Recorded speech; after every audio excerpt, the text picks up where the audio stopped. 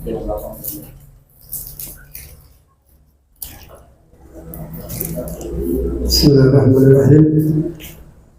Qala Muhammad ta'ala wa qul kathiran Rabbana la tuzigh qulubana ba'da idh hadaytana wa hab lana min ladunka rahmatan innaka antal wahhab. Maka diajarkan doa ini perbanyak. Jadi doa-doa yang ya Allah jangan condongkan hati kami dalam kesesatan.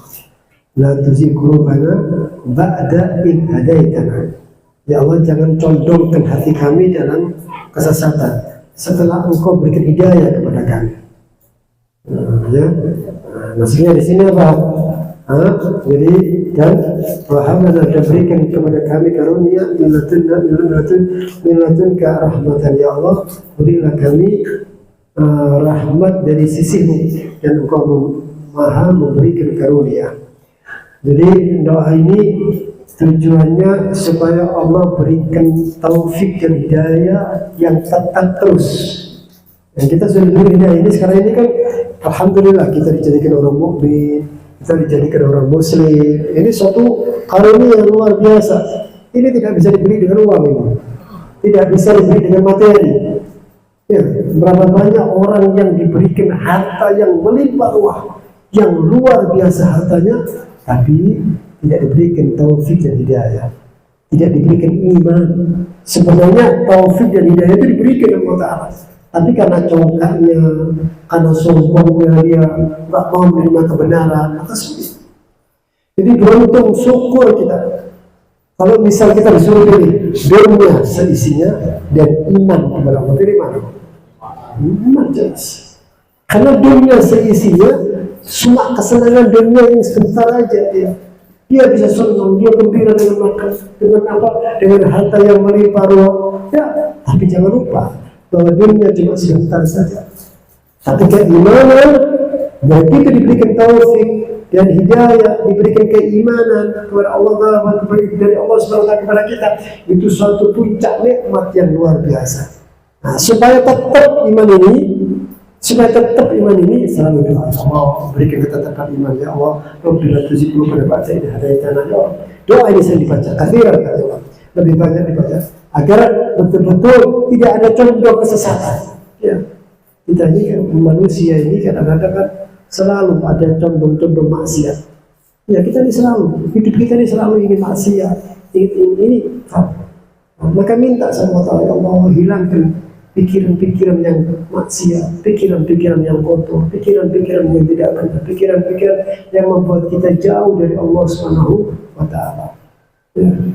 Jangan kan gitu, kita ini sekarang kalau melihat perempuan di luar, perempuan yang bukan muhrim sama kita, timbul rasa perempuan ya. Padahal istri kita cantik, istri kita luar biasa, akhlaknya istimewa, tapi pikirannya kita tetap. Maka doa, minta doa ya Allah, jadikan istri saya yang paling cantik. Agar bangsa ini selamat. Maksudnya tidak berzina, tidak melihat perempuan-perempuan yang bukan muhrimnya dengan syahwat, dengan nafsu. Karena syaitan ini terus, bisikan syaitan ini terus. Mengatakan an-nadra sihamun masmuk. Pandangan itu seperti anak panah yang beracun. Ya, begitu dipanahkan. Begitu dipanah, maka bisa dikatakan anak panah yang beracun kalau sudah masuk ke tubuh dia menjalar kemana-mana dia. Menjalar kemana-mana. Ini masalah sepele, ini masalah maksiat ya. Apalagi kayak gimana nih? Itu saja begitu kita memandang perempuan. Setelah kita pandang, maka kalau tidak sengaja rezeki. Kalau tidak sengaja, perempuan nggak sengaja ya. Enggak sengaja ya, kita lihat langsung berpaling, jangan lihat terus ini. Haram, boleh bisa perempuan yang terbuka auratnya, tinggalkan ini siapa?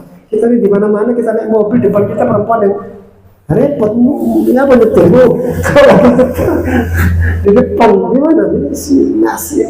Ini bikin apa? Ini maksiat bikin merusak hati ini. Merusak hati kita, merusak pikiran. Begitu dia melihat perempuan, maka itu sihamun masmum kata semua. Anak panah yang beracun dia. Tahu racun kalau sudah masuk ke tubuh kita itu menjalar nggak dia? Kemana-mana dia. Begitu dia pulang langsung dia ini perempuan tadi gini ya, tadi perempuan gini, tadi gini dia. Oh jangan-jangan begini dia. Oh jangan-jangan tubuhnya gini. Itu menjalar namanya. Itu menjalar. Nah itu kemaksiatan itu sangat bahaya. Begitu juga hati-hati dengan iman yang Allah berikan kepada kita. Ini hidayah. Yaitu hidayah ini mahal, betul-betul nggak sembarang orang. Jangan rendah, jangan merasa rendah kepada orang kafir walaupun dia kaya. Jangan rendah sama sekali. Kenapa? Saya lebih terhormat. Maksudnya apa? Saya beriman kepada Allah. Saya diberikan taufik dan hidayah dari Allah SWT. Lebih dari harta kamu gak ada artinya. Kenapa? Kalau dikasih pilihan harta dunia seisinya dengan iman kepada Allah, jauh iman kepada Allah itu kebahagiaan yang kekal. Kenapa? Kebahagiaan di dunia cuma sementara, kebahagiaan di dunia cuma sebentar saja. Sebentar saja kita akan menghadapi daripada satu kematian yang bakal tidak ada orang pun yang bisa lari daripada kematian tersebut. Tidak ada yang bisa lari daripada kematian tersebut. Maka sesungguhnya kematian itu innal maut alladzi tafirru fa innahu mulaqikum. Sesungguhnya kematian yang kamu alladzi tafirru minhu fa innahu mulaqikum. Maka tidak ada orang yang bisa lari dari kematian, tidak ada sama sekali. Sesungguhnya kematian, siapa? Persiapkan dengan kematian tersebut. Jadi kematian itu akan membawakan satu kenikmatan buat dia, akan membawa kebahagiaan. Kalau apa? Hidayah itu dipertahankan dalam hati. Ibadah hidayah tadi dikuatkan, dia keimanan dia dikuatkan dengan amal soleh, amal taat, ibadah kepada Allah Subhanahu wa Ta'ala. Dan kematian menjadi satu pintu kebahagiaan buat kita. Orang yang beriman, orang yang taat kepada Allah, punya keyakinan yang kuat, taufik dan hidayah selalu dia jaga, maka kematian akan menjadikan pintu kenikmatan yang luar biasa. Kenapa? Dia akan mendapatkan daripada janji-janji Allah kepada hamba-hambanya yang bertakwa kepada Allah. Maka selalu untuk apa? Untuk menjaga bahwa hidayah, taufik dan iman ini jangan sampai hilang. Jangan sampai lepas. Ini kebahagiaan yang luar biasa, kemuliaan yang Allah berikan kepada kita semua melebihi daripada harta, jabatan, semua yang ada. Dengan ini semua. Maka dianjurkan untuk selalu minta kepada Allah agar diberikan hidayah itu. Jangan sampai ya Allah, jangan sampai engkau condongkan kesesatan kepada hati kami setelah engkau berikan hidayah kepada kami. Maksudnya apa? Betul-betul hidayah itu jangan sampai hilang. Iman itu berarti apa? Bisa jadi keimanan itu bisa hilang. Keimanan sekarang yang kita miliki bisa jadi hilang. Kalau apa? Kalau kita banyak maksiat, banyak dosa. Kenapa? Kemaksiatan dan kemungkaran akan menghancurkan daripada keimanan tersebut. Maka orang itu tidak mungkin dia murtad langsung murtad, tidak. Maksiat dulu dikerjakan, perbuatan dosa, perbuatan zina, minum khamar dia, sombong dia, perbuatan maksiat. Maka perbuatan maksiat ini akan terus melemahkan imannya dia di situ. Begitu dia lemah, maka dia akan lebih mudah. Dia akan lebih mudah untuk apa? Untuk keluar daripada Islam. Jadi, jangan sampai diremehkan daripada perbuatan maksiat kepada Allah Subhanahu wa Ta'ala. Fabidzalika wasafa rasikhin fil ilmi min ibadihi. Maka dengan itu semua, yaitu dengan hidayah tadi, Allah berikan sifat kepada orang yang kokoh dalam ilmu min ibadil mu'minin, daripada hamba-hamba yang mukmin yang punya ilmu ya. Majelis ilmu ini apa? Untuk memperkokoh keimanan kita supaya iman kita tambah terus. Tanpa majelis seperti ini sulit untuk mendapatkan daripada keimanan, sulit untuk mempertahankan hidayah. Kenapa? Taufik dan hidayah itu akan lebih kokoh dan kuat dengan apa? Dengan majelis taklim, dengan ibadah yang kita lakukan, dengan apa dulu dengan orang-orang yang saleh, dengan orang-orang yang alim, dengan ibadah, dengan qiyamul lail, dengan baca Quran. Maka iman tambah kokoh terus, tambah kuat. Maka itu daripada hati yang betul-betul harus dijaga daripada kita semua, agar betul-betul kita dalam beribadah kepada Allah Subhanahu wa Ta'ala itu selalu istiqomah agar menjadikan satu kekuatan dalam ibadah kepada Allah Subhanahu wa taala. Lalu masuk ke bab yaitu al-qaswatu wal ghaflah. Nah, tadi kemarin sudah tentang masalah yaitu bagaimana supaya hidayah terjaga betul. Lalu musannif Al-Habib Al-Haddad yaitu beliau menjelaskan sekarang wa iyyaka wal qaswah wa hiya ghiltul qalbi wa jumudi wa hiya ghiltul qalbi wa jumudihi hatta la yata'athar bil mau'izah. Hati-hati, yaitu al-qaswah. Qaswah itu hati yang keras, hati yang keras, dan hati yang tebal dan beku sampai la yata'athar bil mau'izah, sampai tidak bisa menerima nasihat. Ya, jadi wala yaliq inda dzikril maut. Alamat daripada orang yang hatinya keras, di waktu diingatkan kematian dia tidak bergetar sama sekali, biasa saja, nggak takut mati. Orang dulu itu mereka itu takut kematian dibarengi dengan amal soleh,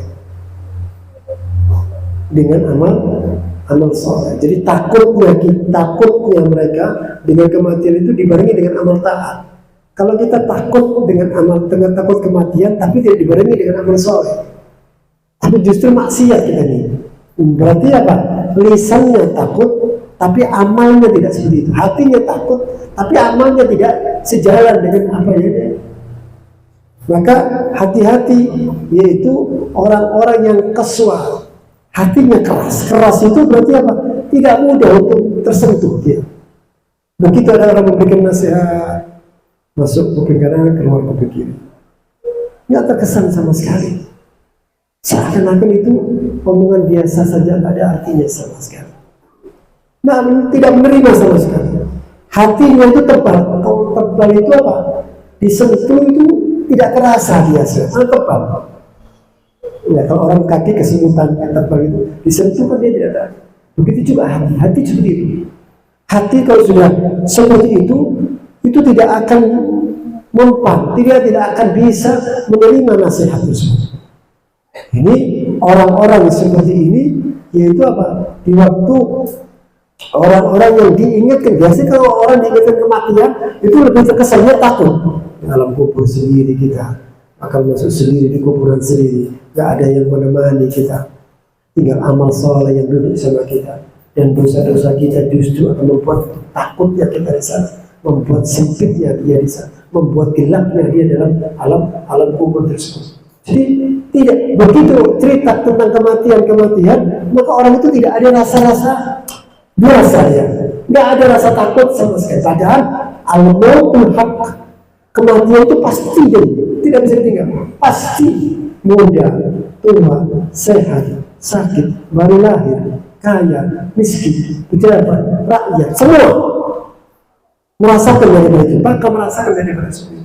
Orang kalau sudah mengingat kematian, seharusnya kalau orang sudah ingat kematian, seharusnya hatinya tambah lunak, tambah sama orang yang tidak tegaan. Dia melihat orang yang kena musibah, gampang untuk membantu, mudah untuk menolong, hatinya lunak dia, gampang menangis dia. Maka sampai dalam buku maka kita ini dianjurkan doa sambil menangis, walaupun pura-pura nangis. Kita tidak bisa nangis ini terus. Khusyuk, ingat kematian, ingat kubur, ingat semua, ingat dosa-dosa kita yang kita jalankan, yang dulu pernah kita berbuat maksiat, yang kemarin kita lakukan dosa-dosa. Maka dengan itu semua, insya Allah akan melunakkan daripada hatinya dia. Hati ini kalau tidak disentuh sulit. Disentuh dengan apa? Ya dengan mau'izah, nasihat. Nah, jadi hati yang keras harusnya dengan apa? Dengan nasihat. Kalau dengan zikir, ya bagus. Tapi yang lebih efisien, lebih tepat apa? La yata'athar bil mau'izah. Berarti apa? Mau'izah itu lebih dominan, lebih kuat ya. Nasihat itu lebih kuat untuk bisa melunakkan hatinya orang. Nanti ada bab tentang bagaimana hati, bagaimana pembahasan tentang hati tersebut. Maka orang tersebut hati-hati, hati yang keras, yang tidak punya rasa ibadah, tidak punya rasa kasih sayang, bengis, kejam. Dengan orang kejam betul. Jadi tingkah lakunya itu bengis, kejam. Nggak pakai tidak sama seseorang tidak pernah rasa kesian kesian kesian kondisi sakit sudah nggak pakai seperti itu, hatinya bengis ya. Ini luar biasa, ini hati yang kesuah, keras ya. Yang keras. Dan bahkan dengan itu walaupun janji-janji Allah Ta'ala dan ancaman-ancaman janji Allah Ta'ala bahwa orang melakukan amal soleh akan mendapatkan surga, dan ancaman orang yang melakukan dosa akan diazab oleh Allah Subhanahu Wa Taala. Ancaman tersebut tidak berkesan sama sekali. Hati-hati, hati yang keras, hati yang keras diberikan nasihat tidak masuk ke dalam hatinya dia, berat menerimanya. Wa ahwal akhirat, dan juga kalau diceritakan tentang keadaan akhirat tidak tersentuh dia. Apa akhirat? Betul keadaan akhirat. Alhamdulillah. Itu apa sih? Itu seakan-akan orang hal cerita seperti itu sudah seakan-akan dongeng saja. Nggak ada artinya seperti itu. Keadaan ini bukan hal yang ahwal akhirat ini sangat luar biasa. Keadaan akhirat ini sangat menakutkan. Jangan kayak itu. Sakaratul maut saja menakutkan luar biasa. Menakutkan luar biasa. Yang sehat badannya luar biasa. Sehat luar biasa meninggal. Ini maksudnya apa? Ini sangat luar biasa. Keadaan yang ini kematian, apalagi keadaan nanti mulai di alam barzahnya dia sampai nanti di alam di sirat di yub'atsun, mereka dibangkitkan nanti dengan amal apa mereka? Keadaan nanti jalan di sirat mereka ditimbang nanti. Jadi ini sesuatu yang betul-betul sudah tidak ada kedua, tidak ada, semua berjalan dengan adilnya Allah Subhanahu Wa Taala. Harta kita sudah selesai sudah. Masa aktifnya harta selesai sudah. Nggak aktif lagi sudah harta. Jabatan selesai sudah. Nggak ada lagi sudah. Nggak penting semua sudah itu. Yang diperlukan apa? Harta yang kita keluarkan fisabilillah. Umur yang kita manfaatkan dalam ketaatan kepada Allah. Itu yang manfaat buat kita. Jabatan yang dia amanah dalam jabatan tersebut. Maka itu menjadi nilai pahala buat dia. Itu yang bermanfaat. Semua tidak ada manfaatnya. Sulit. Dan dia foya-foya semua itu menjadi pertanggungjawaban buat dia nanti. Apalagi daripada dosa tersebut. Maka orang-orang ahwal akhirat, yaitu orang-orang yang dalam kondisi di akhirat yang betul-betul sangat menakutkan dan sangat keras. Maka orang yang tidak punya amal saleh, tidak punya amal ibadah, dia akan merasakan susahnya. Kita di dunia ini kalau ada problem pekerjaan, sulit kita mikir gimana ini pekerjaan kok begini, gimana cara sulit luar biasa kita. Memang kita sudah cari solusi dalam pekerjaan. Gimana kok ini kok gak bagus, ini gimana, mikir ya, capek, nggak ada artinya dengan akhirat nanti. Kalau dibandingkan keadaan nanti dia akan jauh lebih menakutkan, jauh lebih keras. Yang di situ tidak ada yang bisa menolong kecuali syafaat Rasulullah dan juga amal soleh yang kita lakukan. Kalau di sini kita dalam problem kita bisa minta tolong sana, minta tolong sini, tidak bisa. Tapi nanti di akhirat nafsi. Ya ada. Bahkan seorang anak pun nuntut kepada orang tuanya. Orang tua nuntut kepada anaknya, anak yang kita cintai, yang kita senangkan dia luar biasa. Dia nuntut kepada kita kalau kita tidak menunaikan kewajiban sebagai orang tua untuk mendidik anaknya, anak tersebut. Nuntut dia untuk apa? Untuk menyelamatkan dirinya dia sendiri. Orang tua pun yang asalnya cinta kepada anak, dia akan nuntut untuk apa? Untuk menyelamatkan dirinya dia sendiri. Karena ketakutan yang luar biasa. Gak ada antara anak, orang tua, suami, istri saling cinta, gak ada. Saling nuntut dia. Jadi maksudnya apa? Keadaannya karena sangat kerasnya sampai mereka ini saling menuntut itu. Dalam akhirat. Maka wa'ahul akhirat. Qala Rasulullah sallallahu alaihi wasallam, al-adul asya' min Allah Ta'ala al-qalbul qasi. Orang yang paling jauh ini ya, diberikan nasihat tentang kematian, diberikan tentang masalah janji-janji Allah Ta'ala kepada orang yang beriman akan mendapatkan surga, terus diberikan ancaman kepada orang-orang yang bermaksiat akan mendapatkan azabnya Allah, dan diingatkan tentang masalah keadaan sirat, keadaan mizan, keadaan daripada alam akhirat, maka dia tidak tersentuh sama sekali. Tenang, seakan-akan dia ini sudah menjamin dalam masuk surga. Justru orang-orang soleh dulu bertambah taat, tambah takut ya. Tambah taat, tambah takut ya. Tambah taat, tambah takut ya. Jadi bertambah taat dia merasa Allah takut. Jadi kalau misal ini masuk tentang kemarin tuh yang bukan dulu membalak-balik nanti takut mereka. Padahal mereka ibadah. Kalau kita insya Allah kita taat, kita ibadah, kita jaga keimanan kita, insya Allah akan terus membawa iman, insya Allah. Tapi kalau iman itu dilumpuhkan, dihancurkan dengan maksiat, itu bisa hancur keimanan tersebut. Maka orang-orang yang jauh dari Allah Ta'ala, termasuk atau seorang yang paling jauh sesuatu dari Allah Ta'ala, ya apa? Hati yang keras. Sesuatu yang paling jauh dari Allah Ta'ala apa? Hati yang keras. Berarti apa? Hati yang keras itu jauh dari Allah Ta'ala. Kalau sudah jauh dari Allah Ta'ala, maka jelas orang itu orang celaka sudah. Maka dilatih hatinya untuk menjadi hati yang lunak, hati yang gampang untuk menangis. Kan dianjurkan kita waktu di malam hari kita menangis. Akan diceritakan di kitabnya Imam Ghazali, Kashful Qulub. Ada seseorang yang setiap malam dia doa minta kepada Allah sambil nangis ya. Terus ya Allah ampuni dosaku ya Allah, ampuni dosaku ya Allah. Terus minta setiap malam dia menangis, setiap malam menangis terus. Maka begitu yang berhisab hari akhirat, maka orang tersebut begitu ditimbang amalnya, maka ternyata banyak maksiatnya. Banyak maksiatnya, banyak dosanya, banyak dosa, banyak maksiat. Lalu maka karena banyak maksiatnya, maka dia harus masuk ke dalam nerakanya Allah. Lalu bulu matanya dia menghadap kepada Allah, ya Rabb, aku ini sering dibasahi oleh air mata fulan ini karena takutnya dia kepada Engkau ya Rabb. Dia minta ampun kepada Engkau ya Rabb. Maka dengan sebab bulu matanya dia yang pernah dibasahi dengan air matanya dia, maka orang itu diselamatkan masuk ke dalam surganya Allah Subhanahu wa Ta'ala. Orang itu nggak lepas dari bermaksiat. Siapa sih? Semua orang punya dosa, semua orang punya maksiat, tapi menyesal. Kalau dia menyesal tadi, orang itu bisa kembali dia. Kalau dia menyesal, dia bisa kembali kepada Allah. Kalau dia menyesal, dia akan mudah untuk meninggalkan kemaksiatan tersebut. Tapi kalau dia bermaksiat sambil senang, sambil ketawa-ketawa dia maksiat, dengan bangganya dia cerita-cerita maksiatnya dia.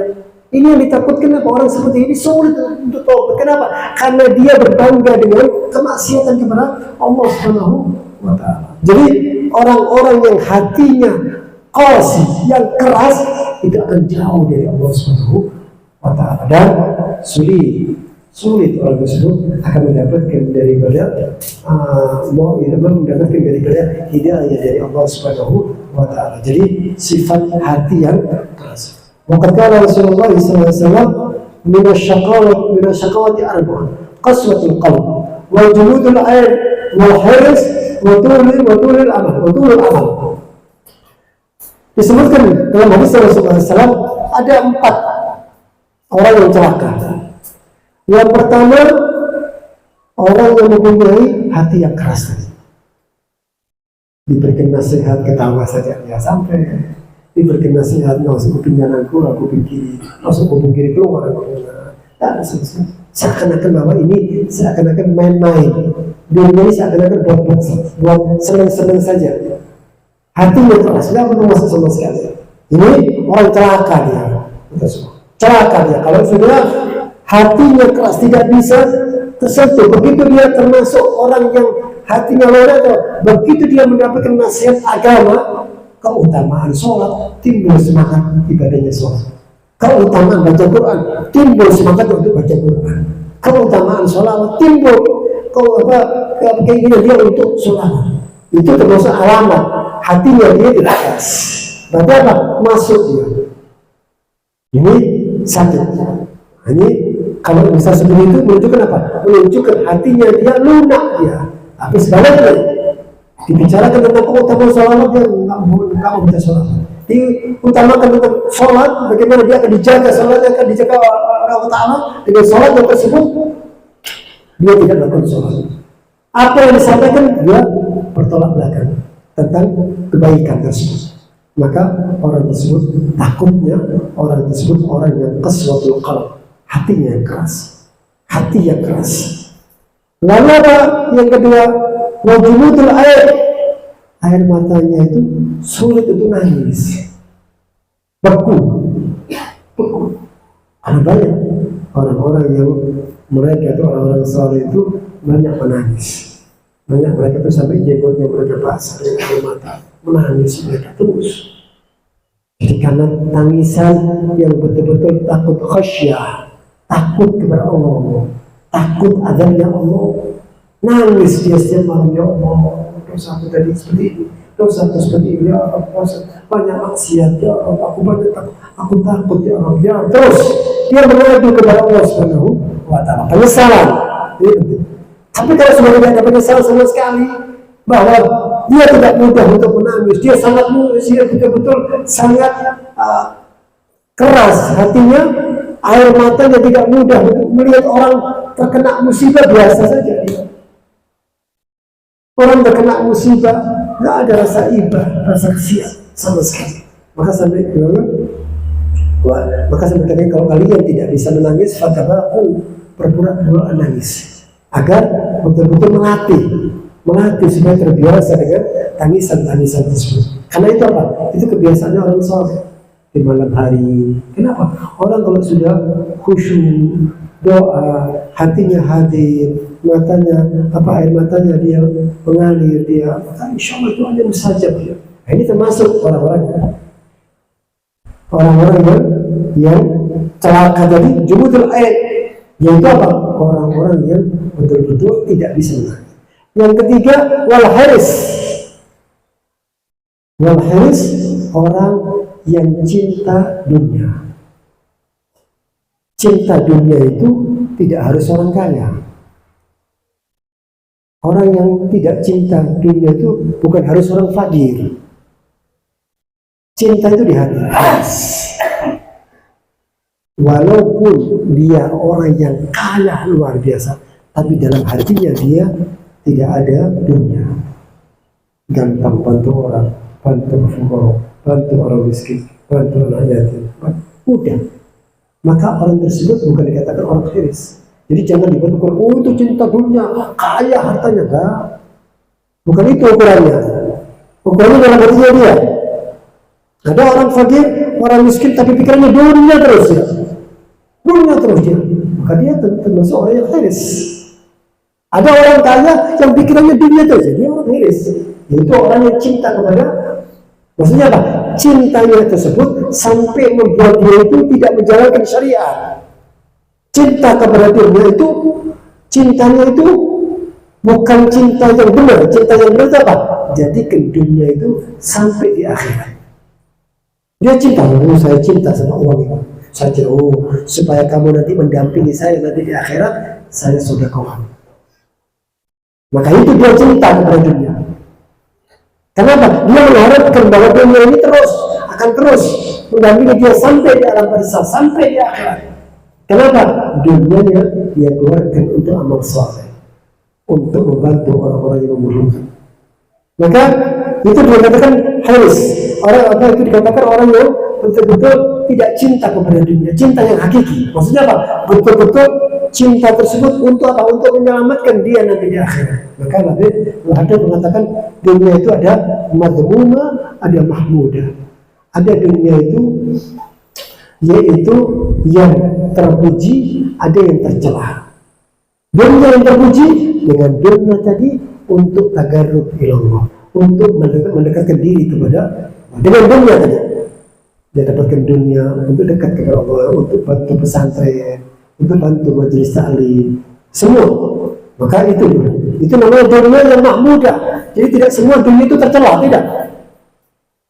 Ada dunia yang madhmumah. Dengan dunia tadi tujuannya untuk apa? Untuk bermaksiat kepada Allah. Ya, dengan dunia tadi, naudzubillah, untuk berbuat apa? Untuk berzina dia, untuk minum khamr dia, untuk congkak dan sombong dia. Oh, saya punya harta, mau apa kamu, mau apa? Sombong dan congkak. Jadi tujuannya dunia tadi apa? Untuk supaya dia congkak dan sombong, untuk merendahkan diri. Ini namanya dunia yang madhmumah. Maka cinta sama dunia yang tujuannya tadi cinta tersebut untuk kesenangan dunia, maka itu menjadi madhmumah. Maka dikatakan oleh Rasulullah, yaitu hubbud dunya ra'su kulli khati'ah. Dalam hadis Rasulullah, cinta kepada dunia sumber daripada malapetaka dia, sumber daripada semua kesalahan. Sumbernya orang itu bisa berbuat nggak benar kalau apa? Sudah cinta. Kalau dia saya harus kaya. Kalau dia sudah pikiran seperti itu, yang ditakutkan apa? Dia akan menipu orang. Dia akan berbuat dolim. Dia akan mencari gimana caranya mendapatkan harta dengan segala cara. Apapun dia cari semua. Yang penting saya dapatkan ini semua. Saya penting dapatkan harta. Maka orang sudah cinta seperti ini, cinta kepada dunia, yang itu akan menjadikan apa? Sumber malapetaka buat dia, sumber kesalahan. Orang bisa bohong, yang asalnya dia tidak bohong, dia bisa bohong. Orang yang asalnya amanat, karena cinta sama dunia, bisa jadi dia khianat. Ya. Yang asalnya jujur, dalam pekerjaan dia amanat, dalam dagang dia betul-betul dia tidak khianat. Maka orang tersebut begitu dia cinta, dia bisa melepaskan semuanya. Dunia ini sangat sulit. Dunia ini kalau sudah cinta masuk ke dalam hati, wal hirs, itu akan menjadikan dia berani melakukan apapun dia. Bahkan bisa membunuh pun dia lakukan. Ya. Membunuh kalau memang harus membunuh, kalau ingin dunia dia akan lakukan itu semua. Karena cinta kepada dunia, wal hirs. Ini orang-orang yang hirs, yaitu orang-orang yang cinta kepada dunia. Yaitu yang ketiga. Ya, yang pertama hati yang keras, orang celaka. Terus air matanya tidak mudah, maksudnya apa? Tidak ibah. Dia tidak ibah, tidak gampang untuk kasihan sama orang. Orang mau sakit, tidak ada urusan sama dia. Hatinya tidak lunak dia. Terus wal hirs, yaitu orang yang cinta kepada dunia, cintanya itu justru yang menjerumuskan. Bukan cinta, ada orang yang cinta kepada dunia, tapi cinta itu dibawa ke akhirat. Yaitu apa? Dengan sedekah, dengan membantu daripada orang-orang sakit. Jadi maksud di sini apa? Al-hirs di sini maksudnya apa? Yaitu orang yang cinta kepada dunia, yang tujuannya untuk bermaksiat kepada Allah Subhanahu wa Ta'ala. Dan yang keempat, wadulul amal, yang panjang angan-angan. Maksudnya apa? Saya ini masih muda, saya masih sehat ini, masih lama saya, masih lama matinya saya. Ulul amal, hati-hati. Orang-orang yang seperti ini bahaya. Kenapa? Orang yang sudah merasa umurnya masih panjang, saya nggak mungkin saya sakit, saya nggak mungkin meninggal tahun ini. Punya angan-angan seperti itu, maka orang tersebut dia tidak akan, akibatnya apa? Orang yang akan menunda-nunda amal soleh. Nanti aja saya beramal soleh, nanti sudah tua saya beramal soleh. Kan saya masih muda, saya masih panjang. Dari mana dia tahu dia umurnya masih panjang? Seakan-akan roh itu di tangannya dia, bukan di tangannya Allah Subhanahu wa Ta'ala. Padahal roh itu di tangannya Allah, kekuasaannya Allah. Jadi begitu dia benar, saya masih panjang, maka orang yang merasa umurnya masih panjang, dia akan berbuat seenaknya dia. Kenapa dia merasa? Makanya orang-orang itu Rasulullah mengajarkan untuk selalu apa? Memperbanyak zikrul maut, mengingat kematian. Kenapa sih? Orang kalau sudah ingat kematian, insya Allah, kalau dia dagang pun jujur dia tidak macam-macam. Kalau dia seorang pegawai pun dia amanah, dia akan amanah. Kalau dia seorang pejabat, dia adil dia. Kenapa? Ingat kematian tadi akan mengontrol dia nanti. Ya, hati kamu mati, kamu akan mati. Orang lain bisa kau tipu, orang lain bisa kau bohongi, orang lain kau bisa apa betul-betul orang lain kau kesalahan kamu bisa tutup, tidak tahu orang lain bisa semuanya. Tapi Allah, Huwa Samiul Alim, yang maha mendengar, maha melihat, maha mengetahui, Basir, Samiul Basir, Allah maha mengetahui, maha melihat, maha mendengar, tahu semua daripada amal-amal kamu yang kamu kerjakan, perbuatan kamu apa saja.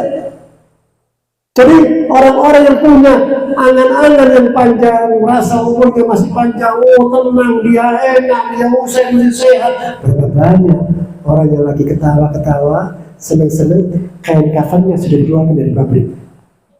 Kata orang, kain kafannya sudah disiapkan. Dia kain ketawa-ketawa, senang-senang dia. Dia nggak tahu sudah, yang lahannya sudah disiapkan dia. Berapa banyak orang yang dalam kondisi seperti itu, yang ketawa, yang senang-senang ternyata dia meninggal. Maksudnya apa? Bahwa orang mengingat kematian, yaitu orang yang tumil amal, yaitu orang yang panjang angan-angan ini, ditakutkan dia akan selalu menunda-nunda amalnya dia. Dia tunda nanti dulu, dia tunda. Itu bahaya itu. Karena begitu aja kematian, selesai. Beda ya, orang yang soleh yang meninggal dengan orang yang tidak soleh itu beda. Diceritakan di Bani Israel, zaman Bani Israel ini ada seorang kaya yang luar biasa. Dia kalau sudah keluar itu pakai pakaian yang terbaik, pakai kendaraan yang terbaik, dan pakai pengawal yang luar biasa. Diceritakan ini dua orang yang beda amalnya. Yang satu ahli maksiat, satu ahli ta'at di zaman Bani Israel terdahulu. Lalu orang tersebut dia bilang sama pegawainya, coba kamu siapkan kendaraan yang terbaik. Disiapkan kendaraan, bukan ini, yang lain, ganti yang terbaik. Saya kepingin keluar, dilihat orang, apa saya orang kaya, saya orang terbaik, saya orang istimewa, saya orang yang super, saya kepingin yang terbaik semuanya. Saya kepingin jalan-jalan di kota ini.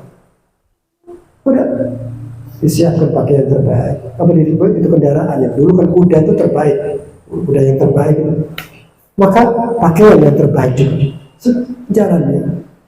Begitu siap semua jalan orang tersebut, orang kaya yang fasik, ahli maksiat.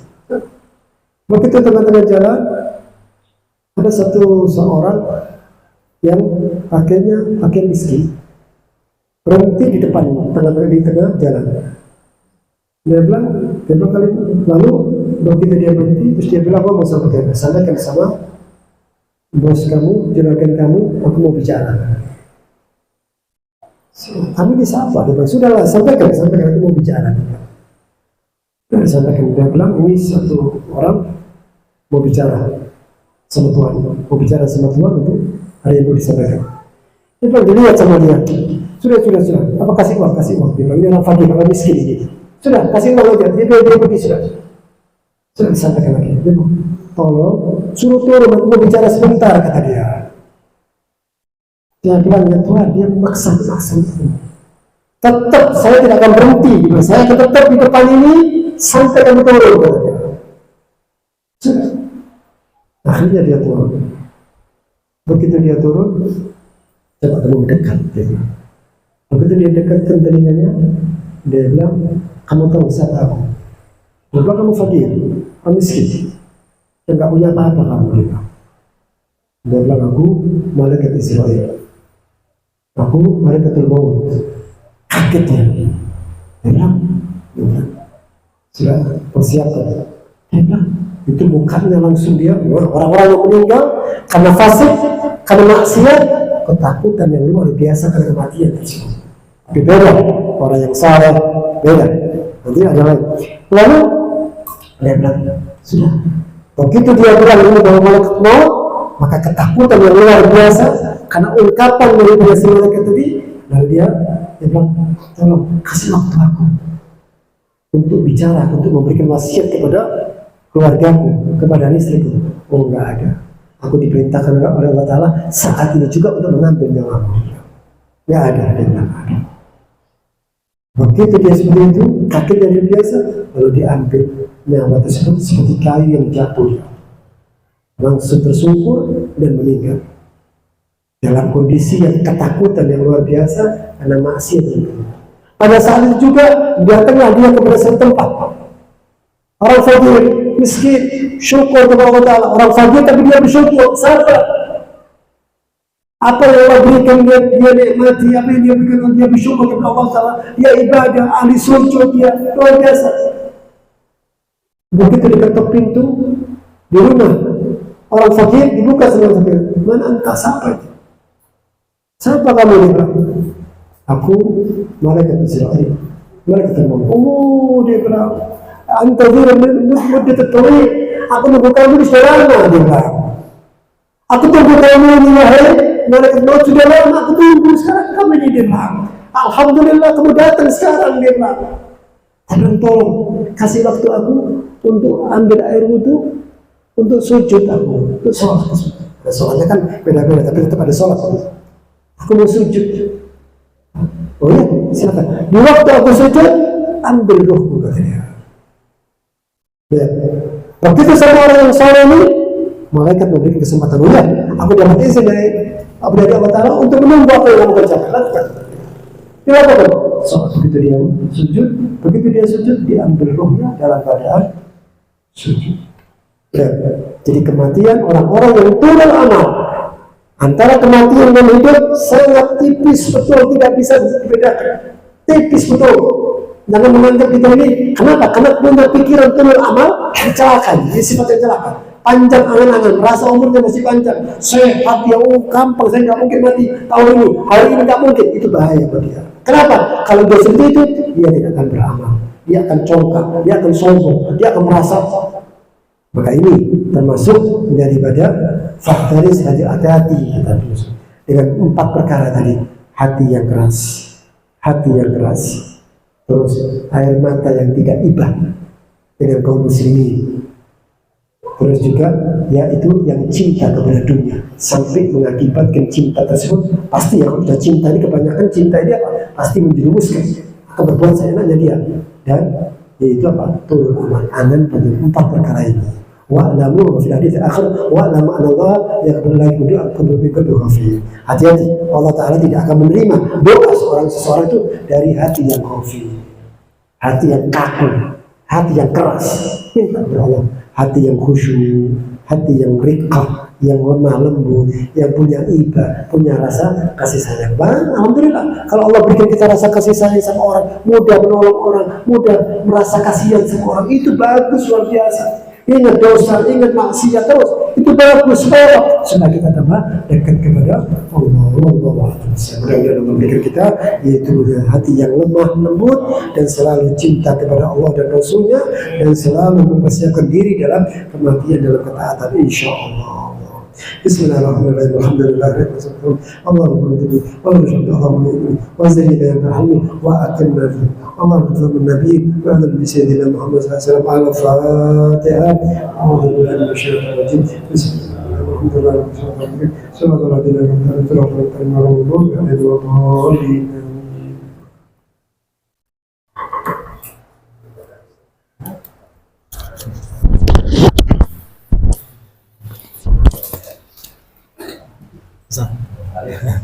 Ustaz.